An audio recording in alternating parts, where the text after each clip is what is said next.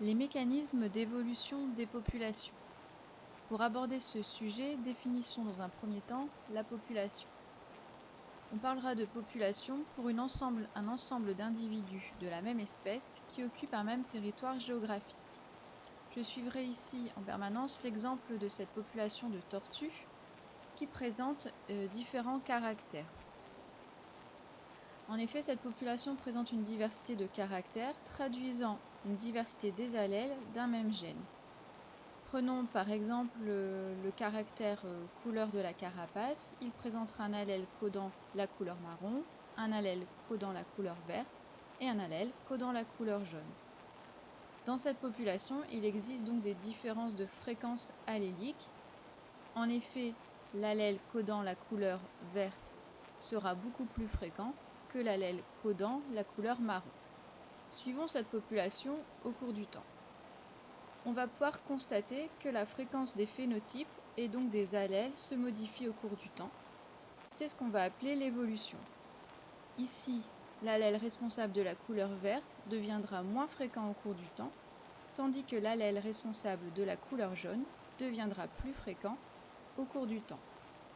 On appellera donc l'évolution la transformation des populations au cours du temps sous l'effet de nombreux facteurs. Cette évolution pourra conduire à l'apparition de nouvelles espèces. Plusieurs mécanismes appelés pression évolutive sont responsables de l'évolution de ces populations. Nous allons ici en étudier deux. Donc tout d'abord le hasard via la dérive génétique, puis ensuite la sélection naturelle. Parlons dans un premier temps de la dérive génétique. Il s'agit de la variation aléatoire de la fréquence des allèles dans une population au cours du temps. Il n'y a pas de raison particulière à ce que la fréquence des allèles responsables de la couleur verte diminue alors que celle de la couleur jaune augmente. Il s'agit donc d'une variation aléatoire.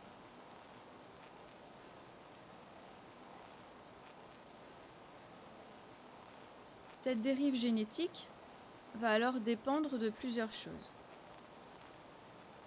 Tout d'abord, la dérive génétique dépend de la reproduction sexuée. Les allèles qu'une génération transmet à la suivante dépendent de façon aléatoire de la formation des gamètes lors de la méiose et de leur rencontre lors de la fécondation. Cette dérive génétique dépend ici de l'effectif de la population. Ainsi, la dérive génétique sera d'autant plus forte que la population initiale aura un petit effectif. Je vais prendre ici une situation extrême qui s'appelle l'effet de fondation. Donc j'ai une population avec une grande variété de couleurs chez la tortue, du jaune, du marron et du vert. Par hasard, une de mes tortues marron, gravide, se retrouve seule, embarquée sur un morceau de bois. Elle est homozygote pour l'allèle codant le responsable codant la couleur marron. Et le père de ses futurs bébés tortues est également homozygote marron. Elle se retrouve toute seule sur une île, donne naissance à des bébés tortues qui seront donc tous marrons. Ainsi, de génération en génération, l'allèle marron va se propager dans une population et ma population n'aura plus du tout en fait la même fréquence allélique que ma population initiale. On parle ici d'effet de fondation par dérive génétique, car une tortue, bien entendu il pourrait y en avoir plus, a fondé une grande population par dérive génétique. Il n'y avait pas de raison que la tortue marron se retrouve seule particulier, donc ça reste un phénomène aléatoire, donc complètement au hasard.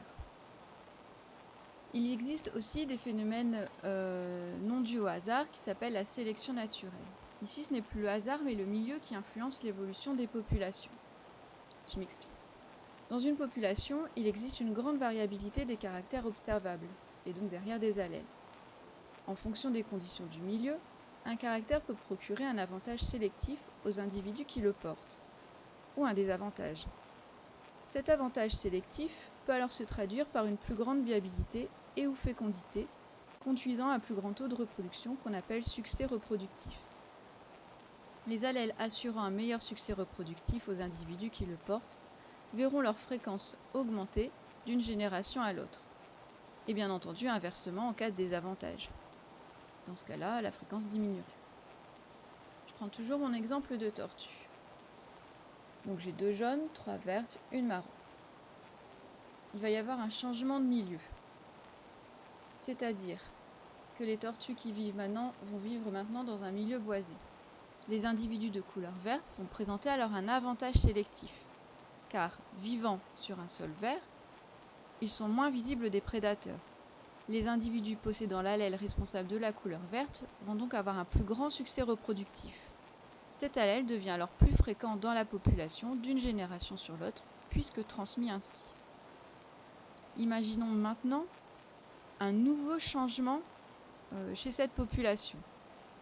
Un changement climatique, le milieu devenant aride.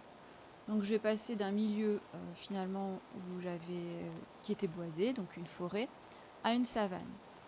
Les individus verts, qui présentaient autrefois un avantage sélectif dans l'environnement initial, sont maintenant défavorisés dans ce nouvel environnement. En revanche, les individus jaunes présentent maintenant un avantage sélectif. En effet, cette fois-ci, ce sont les individus jaunes qui seront le moins visibles des prédateurs, qui donc auront un meilleur succès reproductif. À la génération suivante, puis ensuite de génération en génération, les tortues jaunes vont avoir tendance en fait à se propager et j'aurai donc plus d'individus de couleur jaune. Les individus jaunes laisseront à chaque génération un plus grand nombre de descendants. L'allèle responsable de la couleur jaune se propagera dans la population. Dans l'exemple étudié, il s'agit comme facteur environnemental de la prédation, mais il existe d'autres facteurs de l'environnement qui peuvent être responsables de sélection naturelle. Par exemple, il peut s'agir des partenaires, on parle alors de sélection sexuelle. C'est le cas chez le paon, où les femelles vont choisir les mâles présentant les plus beaux plumages. Ainsi, de génération en génération, on va observer des paons avec des plumages de plus en plus colorés. Dans la réalité, c'est souvent une combinaison entre différents facteurs de l'environnement qui est responsable des caractères observables chez les individus. Il n'y a pas un seul facteur de l'environnement, mais plusieurs. Et ces facteurs environnementaux, qui confèrent parfois un avantage dans un milieu, peuvent aussi conférer un désavantage dans un autre milieu. En conclusion, on peut dire que sous l'effet de la pression du milieu, de la concurrence entre les êtres vivants, qu'on appelle sélection naturelle, et du hasard, qu'on appelle dérive génétique, la diversité des populations change au cours du temps. L'évolution sera alors considérée comme la transformation des populations qui résulte à la fois des différences de survie et du nombre de descendants.